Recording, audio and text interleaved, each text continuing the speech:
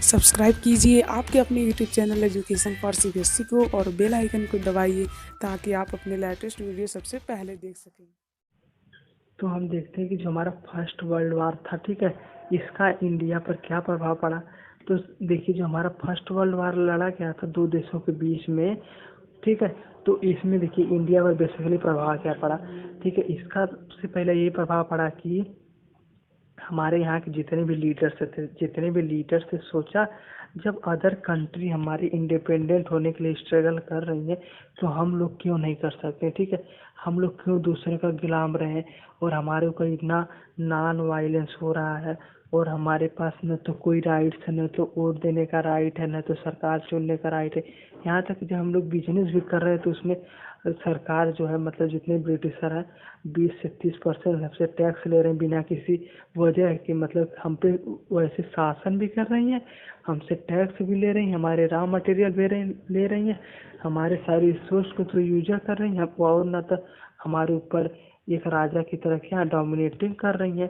तो कुल मिला जुला कर ये लोगों के अंदर रिवॉल्यूशन की वजह से, मतलब फर्स्ट वर्ल्ड वार की वजह से इनके अंदर ये भाव आ गया कि हाँ, हमें भी तो अपने देश के लिए कुछ करना चाहिए। यानी कुल मिला जुला कर पेट्रियाटिक फीलिंग डेवलप हुई।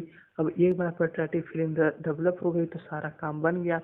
तो डिफरेंट डिफरेंट लीडर इमर्ज होते आए और उन्होंने अपना क्या लागू किया, मूवमेंट लागू किया। ठीक है, क्या लागू किया, मूवमेंट लागू किया। क्यों? जिसके थ्रू सोचे कि ज़्यादा से ज़्यादा अपनी बात को पहुँचाए तो सभी लोग एकत्रित होंगे तभी न देश को स्वतंत्र कराया जाएगा। कोई एक पर्सन बताइए, कोई देश को स्वतंत्र करा सकता है? बिल्कुल नहीं करा सकता। तो इसी वजह से क्या हुआ कि कई लोगों को इकट्ठा करने के लिए क्या हुआ, नए नए क्या लागू हुए, मूवमेंट लागू हुए। तो पहला था कि आइडिया ऑफ सत्याग्रह। क्या था? पहला आइडिया ऑफ सत्याग्रह था।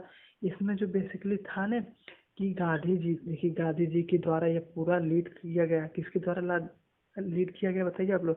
हाँ, गांधी जी के द्वारा। मेरे साथ बोलेंगे तो इंटरेस्ट बरकरार रहेगा। तो गांधी जी ने स्टार्ट किया। तो गांधी जी ने कहा भैया देखिए, हम नॉन वायलेंस के दम पर ही, किसके दम पर? नॉन वायलेंस के दम पर ही पूरी तरीके से हम अपनी इंडिपेंडेंट पाएंगे। क्यों? क्योंकि देखिए गांधी जी सोचते थे कि देखिए हम ट्रूथ है, अगर हम सही हैं तो हमें वो चीज़ हमेशा मिल जाएगी। ठीक है, मतलब ये फिलॉसफी थी कि हाँ देखिए, अगर देखिए ब्रिटिशर हैं तो वो लोग बहुत ही अत्याचार कर रहे हैं, वायलेंस कर रहे हैं, लेकिन हमें उनके जस्ट अपोजिट रहना चाहिए। ठीक है, इन्हीं लिए गांधी जी को हम लोग और क्या कहते हैं, नरम दल के ये लोग नेता थे। ठीक है, ये केवल आपको समझने के लिए समझ लीजिए, नरम दल के नेता थे। तो ये सोचते थे नॉन वायलेंस के दम पे भैया हम लोग अपनी एक्वायर कर लेंगे। और उन्होंने सत्याग्रह मतलब देखिए, जैसा कि लग रहा है सत्य के लिए आग्रह, मतलब कि ट्रुथ को फाइंड करने के लिए इन्होंने उनसे रिक्वेस्ट की भैया देखिए आप लोग हमारे देश से चले जाइए, हमें पूरी तरीके से इंडिपेंडेंस दे दीजिए और जितनी भी आप लोग वायलेंस कर रहे हैं सबको पूरी तरीके से बंद करिए।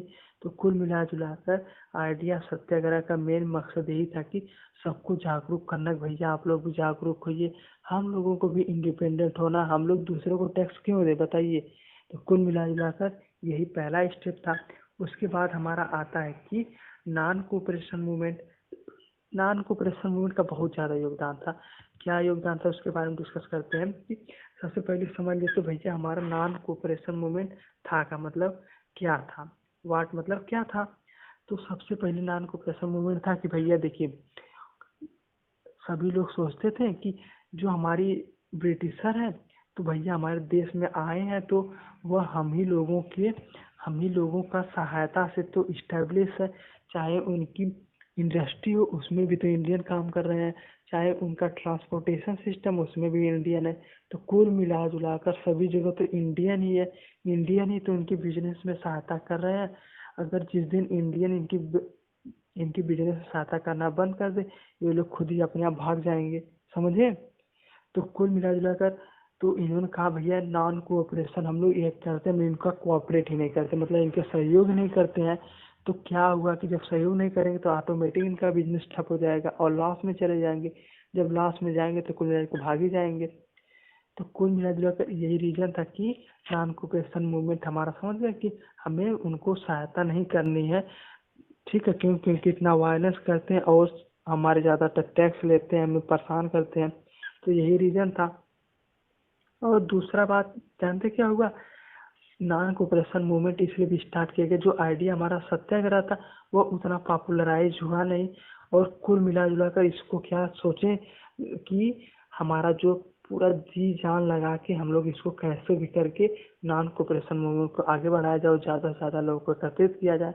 ठीक है, मतलब यहाँ पे सभी पीपल को भी इलेक्ट्रिक कलेक्ट करने के लिए ऐसा बात बोला गया। ठीक है, और तीसरा बात कि ये बंद क्यों हुआ, तो इसका बंद होने के पीछे मेजर रीजन जानते हैं क्या था कि जो जलियांवाला बाग कांड का इंसिडेंट हो गया। तो जलियांवाला बाग कांड के बारे में हम लोग जानते हैं। ठीक है, तो जलियांवाला बाग कांड में देखिए बेसिकली हुआ क्या था कि सभी लोग उस समय एक जगह एकत्रित थे। ठीक है, कि थोड़ा डिस्कस किया जाए, लेकिन सभी लोग नहीं, तो वहाँ पर मेला लगा था, जैसे नहीं हम लोग दशहरा मेला लगता है, वहाँ पर मेला लगा था, सभी लोग एकत्रित थे। और उस जगह लागू था मार्शल लॉ। मार्शल लॉ क्या होता है, मार्शल लॉ लागू होता है कि वहाँ पे ज़्यादा लोग इकट्ठा नहीं होंगे। तो लेकिन गड़बड़ हो गई कि जितने भी वहाँ के विलेजर थे उन लोगों को बात नहीं था कि मार्शल लॉ लागू है। देखिए वैसे विलेजर में उतने कम लोगों को एजुकेट थे, तो कम पता था कि मार्शल लॉ लागू, इसलिए यहाँ पर ज़्यादा भीड़ भी थी। ठीक है, तो और फिर जब जनरल डायर आया गुस्से में और यहाँ पर सारे तरफ फायरिंग कर दिया। और यहाँ पर एक ही तरफ से निकलने का भी गेट था, जैसा कि हम लोग कहानी में सुनते आए हैं। तो गड़बड़ हो गई कि कोई निकल नहीं पाया, तो ज़्यादा लोग की डेथ भी यहाँ पर हो गई। तो कुल मिला जुला कर मार्शल लॉ लागू था, जनरल डायर आके यहाँ पे भून दिया सबको। तो इसकी वजह से गांधी जी ने सोचा भैया देखिए बहुत ज़्यादा वायलेंस हो गया और हम लोग का ये पथ है कि हमें वायलेंस नहीं करना। तो गांधी जी ने नॉन कोऑपरेशन मूवमेंट का क्या किया, बंद कर दिया। समझे, बंद कर दिया कि नहीं, बंद कर दिया। तो देखिए हम लोग समझ गए नॉन कोऑपरेशन मूवमेंट क्या है, क्यों स्टार्ट हुआ। हाँ, क्योंकि हमें इंडिपेंडेंस चाहिए और सभी लोगों को जागरूक करना था। और दूसरा बात कि क्यों बंद हुआ, क्योंकि जलियांवाला बाग इंसिडेंट हो गया और कई जगह भी वायलेंस होने लगा। सभी लोग तोड़ फोड़ करने लगे, कहीं यहाँ आग लगा दे, कहीं वहाँ आग लगा दे। तो गांधी जी ने सोचा भैया इससे बढ़िया हम सबसे पहले सबको क्या करें, हम सबको करते हैं ट्रेन, कि बताते हैं वॉलेंटियर अलॉट करते हैं कि यहाँ पर आप लोग जाइए, सभी को बताइए कि हमें करना क्या है, हमें नॉन वायलेंस के दम पे लड़ना है।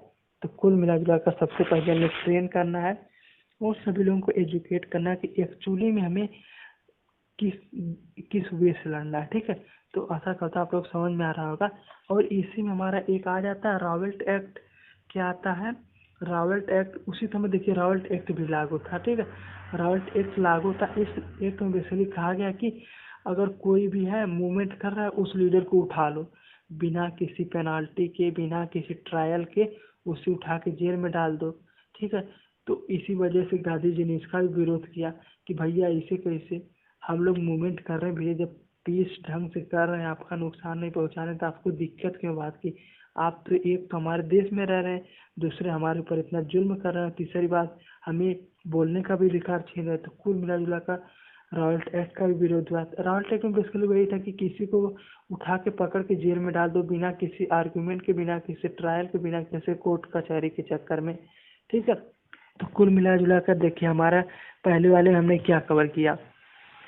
एक बार मैं समराइज करता हूँ, बहुत ध्यान सुनिएगा कि हमारा फर्स्ट वर्ल्ड वार क्या होता है, समझ गए, इसका प्रभाव क्या पड़ा। और दूसरा बात खिलाफत मूवमेंट देखिए हमने नहीं डिस्कस किया, तो देखिए चलिए हम इसको भी कर लेते हैं डिस्कस, ये तो बहुत आसान है। तो जो हमारा खिलाफत मूवमेंट खिलाफत था, इसमें देखिए गांधी जी ने सोचा कि अगर हमें इंडिपेंडेंट चाहिए, अगर हमें इंडिपेंडेंस चाहिए तो हमें क्या करते हैं कि हम हिंदू एंड मुस्लिम को दोनों को साथ में लाना होगा। ठीक है, तो इन्होंने सोचा कि जो उस समय खिलाफत मूवमेंट वहाँ पे चल रहा था टर्की में, कि वहाँ का जो एम्परर था उसके, सोचा सभी लोग सोचते थे कि इस्लामिक कंट्री किस पर कोई दूसरा कंट्री आकर रूल करेगा। तो गांधी जी ने सपोर्ट किसको सपोर्ट किया, खिलाफत मूवमेंट को। इस वजह से इन्होंने मुस्लिमों का भी सहयोग पा लिया। तो कुल मिला जुला कर हिंदू मुस्लिम एक हो गए, जब हिंदू मुस्लिम एक होंगे तो कोई भी परेशानी दूर हो सकती है।